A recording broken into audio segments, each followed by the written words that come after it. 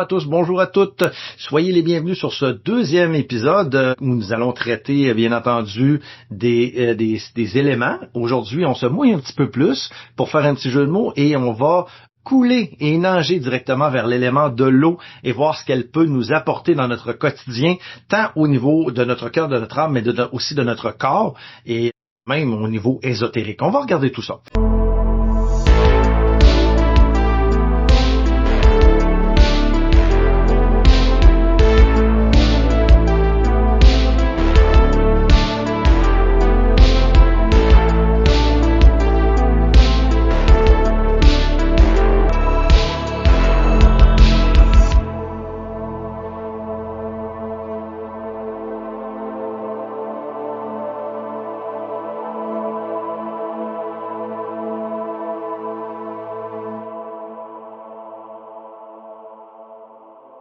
Donc, les éléments en sorcellerie, ici, on parle de l'élément de l'eau. Après avoir parlé de la terre la dernière fois, maintenant c'est l'eau. L'eau est l'un des 4 éléments fondamentaux en sorcellerie. Avec la terre, que nous avons vu il n'y a pas longtemps, le feu, l'air, sont associés, l'eau est associée aux émotions, à l'intuition et à la fluidité. Elle joue un rôle essentiel dans de nombreux rituels et pratiques magiques, comme même à la base, on peut voir que l'eau, on se sert de l'eau dans les églises chrétiennes pour nécessairement, j'ai bénir en tête, là, mais baptiser les enfants et les adultes.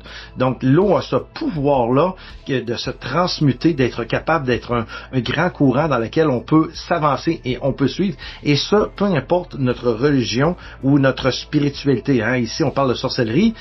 Mais on parle, comme je viens de faire le parallèle ici avec les baptêmes chrétiens, l'eau joue un rôle et a toujours joué un rôle au niveau spirituel depuis que le monde est monde. Donc, dans de nombreuses traditions ésotériques, l'eau est associée à l'ouest et au crépuscule. Elle est considérée comme un principe féminin, un lien entre la lune et le monde des émotions. Sur le plan symbolique, l'eau représente le flux, la fluidité, le mouvement perpétuel, mais en même temps un peu la lenteur, parce que je tiens à vous faire remarquer, on ne l'a pas encore vu, mais au niveau de l'élément de l'air est vraiment associé beaucoup à la vitesse, alors que l'eau est associée à la lenteur, mais la lenteur ne veut pas dire que ça avance pas. Les choses bougent. C'est associé à l'inconscient. L'intuition, les rêves, la purification, les baptêmes et la renaissance, comme je vous l'ai dit précédemment, l'amour inconditionnel, l'empathie et la compassion, l'adaptabilité, la flexibilité et le changement.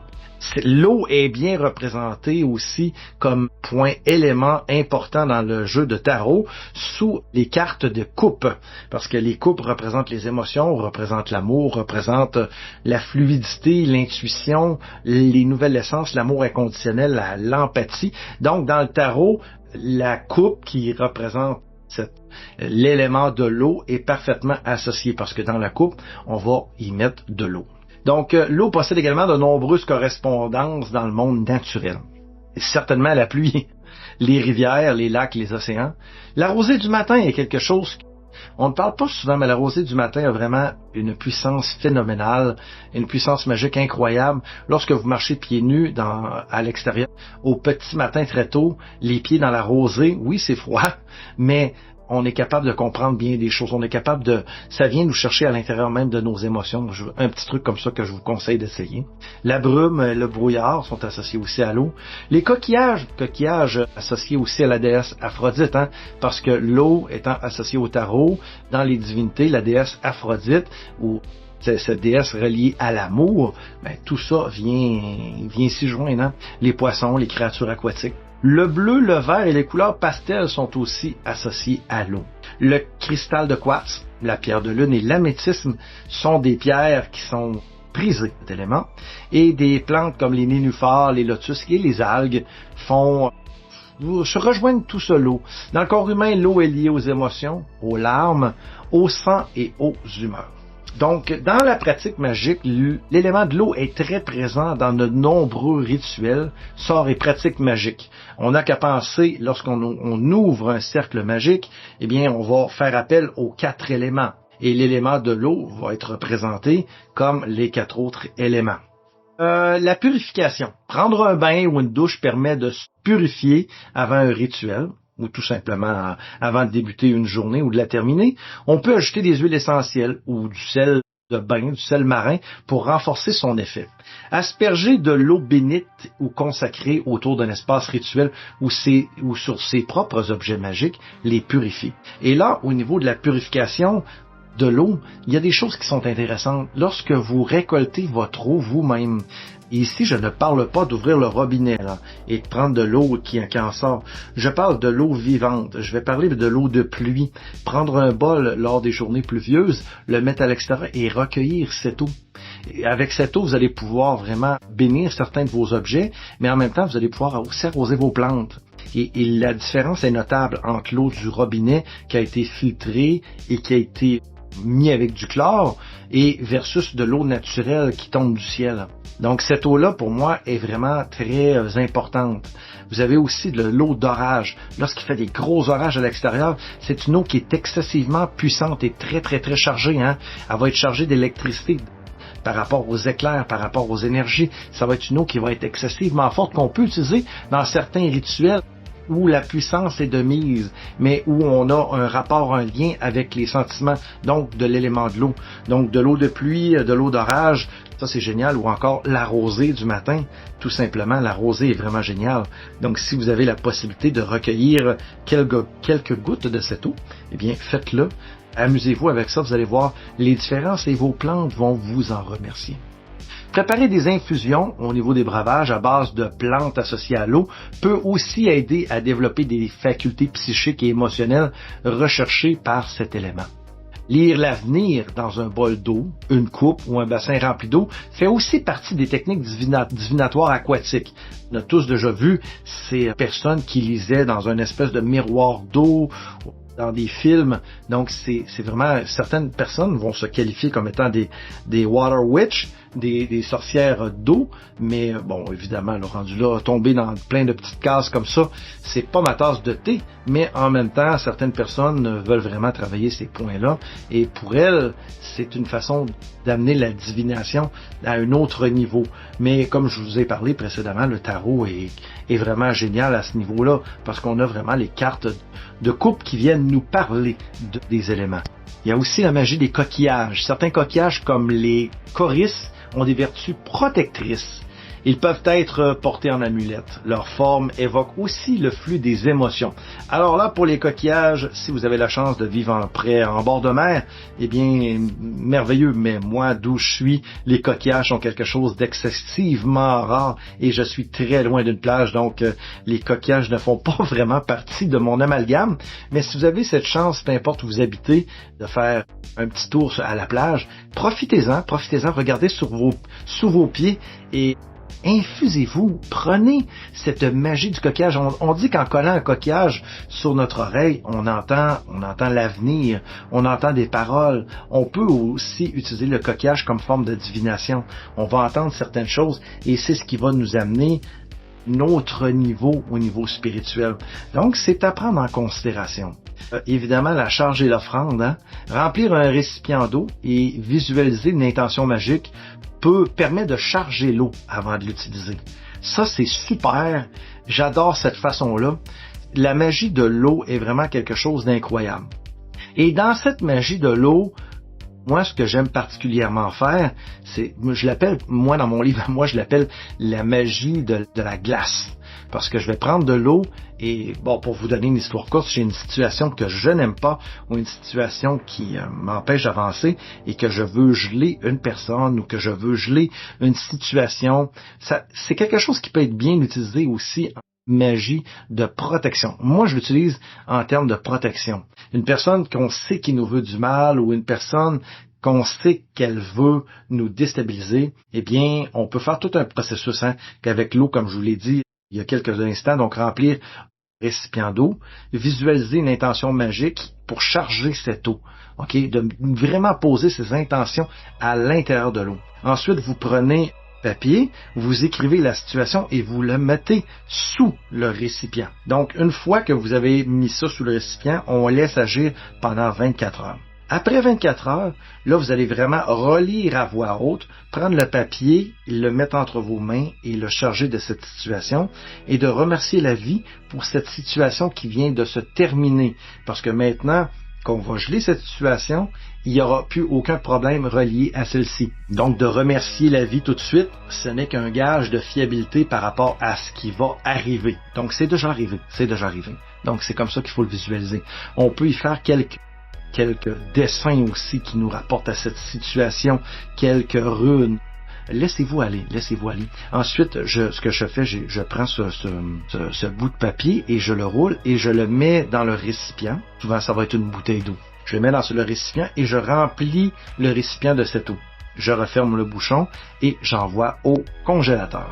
Et là, c'est important de ne pas toucher à cette bouteille. Vous pouvez y toucher pour la déplacer, mais de ne pas la ressortir et la laisser fondre. Parce que dès que vous allez laisser fondre, le problème peut ressurgir.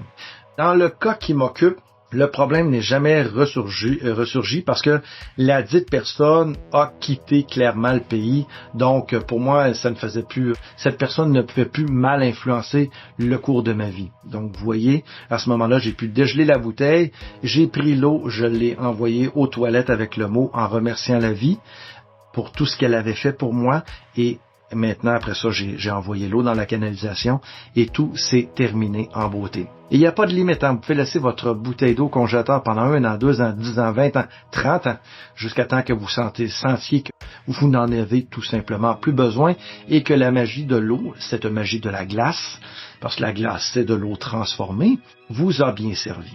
Les bains divinatoires aussi peuvent être quelque chose qui sont intéressants. Prendre un bain rituel avec des plantes, des huiles, avant une méditation peut favoriser la visualisation.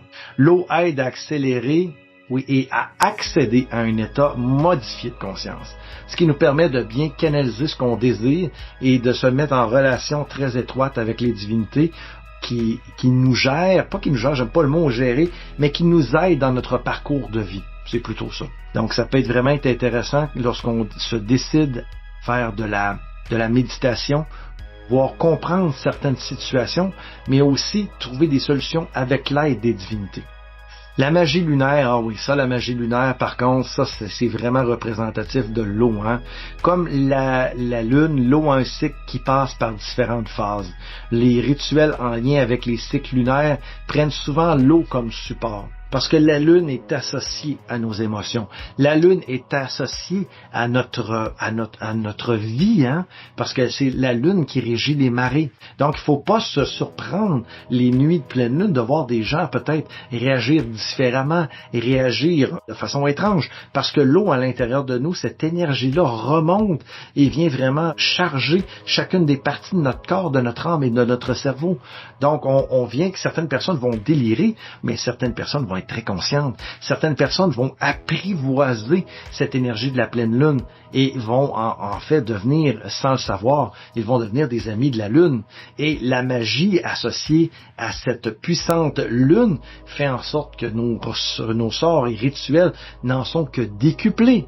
Si vous faites ce que je vous ai dit par rapport à la bouteille tantôt de charger la magie de la glace, bien si vous faites ça une soirée de pleine lune, c'est génial. Mais si vous voulez vous débarrasser de quelqu'un de manière, on s'entend là, de manière, pas se débarrasser de la personne, mais d'une mauvaise attitude associée à la personne, soyons clairs, on n'incite aucune violence ici et aucune malice, mais si vous faites ça un soir où la lune n'est pas présente, eh bien, vous allez décupler l'énergie pour faire en sorte que votre rituel prenne vie et prenne forme, et ça va vraiment être extraordinaire. Donc, comme je vous l'ai dit, la protection aussi, on peut faire des sortes de protection, projeter de l'eau salée autour de soi ou asperger les ouvertures d'une maison avec de l'eau lustrale permet de s'établir une protection magique. L'eau lustrale, c'est de l'eau de lune. Puis la façon de faire de l'eau de lune, eh bien, c'est pas compliqué. Soir de pleine lune, vous prenez un récipient. Eh bien, ce récipient, il est important qu'il ne soit pas de matière plastique. Il doit être de verre. C'est très important pour laisser pénétrer tous les rayons de la lune. Lorsque la lune pointe à l'horizon, la nuit est avancée, on sort à l'extérieur notre bol d'eau ou notre bouteille d'eau transparente en vitre et on la laisse toute la nuit à l'extérieur s'imprégner de ces énergies. Et ce qui est intéressant, c'est que vous allez voir que chacune des pleines lunes va apporter des énergies différentes à votre eau lustrale. Si c'est une lune en lion, elle va vous apporter force, gloire, courage. L'eau va prendre, en fait, la tangente du signe dans lequel ça a été fait. Et je conviens d'une chose, si vous faites ça en janvier pour avoir peut-être de l'eau lustrale de Capricorne ou de Verseau, ou en février, si vous habitez au Québec, comme moi, il fait moins 30, donc c'est pas une bonne idée, mais vous pouvez laisser le bol d'eau sur le rebord d'une fenêtre à l'intérieur pour ne pas que votre eau gèle, et elle va s'imprégner de tout ça. Mais en même temps, vous pourriez aussi la laisser à l'extérieur, c'est juste un petit peu plus désagréable parce que l'eau va geler et l'eau après va dégeler une fois à l'intérieur.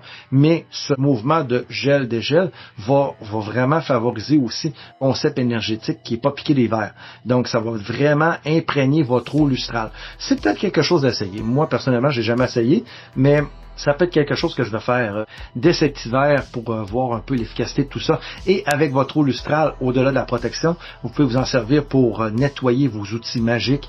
Vous pouvez aussi arroser vos plantes. Hein? Vous allez donner de la force à votre plante avec de l'eau lustrale. C'est ça qui est incroyable. Idéalement, lorsque vous faites votre eau lustrale, ne prenez pas de l'eau du robinet. Prenez de l'eau de source. Prenez de l'eau filtrée. Assurez-vous que votre eau est de bonne qualité, parce que vous pouvez même la boire aussi pour pouvoir vous imprégner de tout ça. Ou ce que j'aime aussi particulièrement, c'est la mettre dans un bain. En mettre quelques gouttes, quelques larmes dans un bain, histoire de nous purifier et de faire en sorte que notre bain devienne un bain rituel et qu'il nous imprègne des forces du signe astrologique dans lequel cette eau s'est imprégnée. Donc, les sortes d'amour aussi, donc, verser de l'eau sur une photo ou dans un bain en pensant à une personne permet d'attirer son amour de manière fluide et naturelle, selon certains rituels. C'est aussi quelque chose qui peut être intéressant de mettre à l'agenda et à essayer. Les entités liées à l'eau. De nombreuses divinités et esprits mystiques sont associés à l'élément de l'eau. En voici quelques-uns. Dans la mythologie celte, je sais que c'est pas une mythologie qui est très répandue ici, de mon côté de l'océan, mais bon, on a Aekokos, dieu des eaux thermales, Dilan, dieu de la mer, Lyre, dieu de la mer aussi, Manannan, dieu de la mer aussi, vous voyez, on a le choix des dieux de la mer, et Marvok, la vague divine marine. Jusque-là, c'est tel que tel. Si vous êtes un adepte de la mythologie celte, vous m'excuserez d'avoir peut-être magané certains noms. Dans la mythologie nordique, il y en a Aegir, géant et gardien des océans, Ran et ses 9 filles, déesses des noyés, et Njord, dieu de la mer. Je sais qu'il y a plus de pratiquants nordiques qu'il y en avait, quoique c'est un petit peu, ça ne court pas les rues, mais je sais que ça existe aussi dans des pays scandinaves. La mythologie grecque est plus un peu ma tasse de thé à moi. Poséidon, dieu de la mer et des tremblements de terre.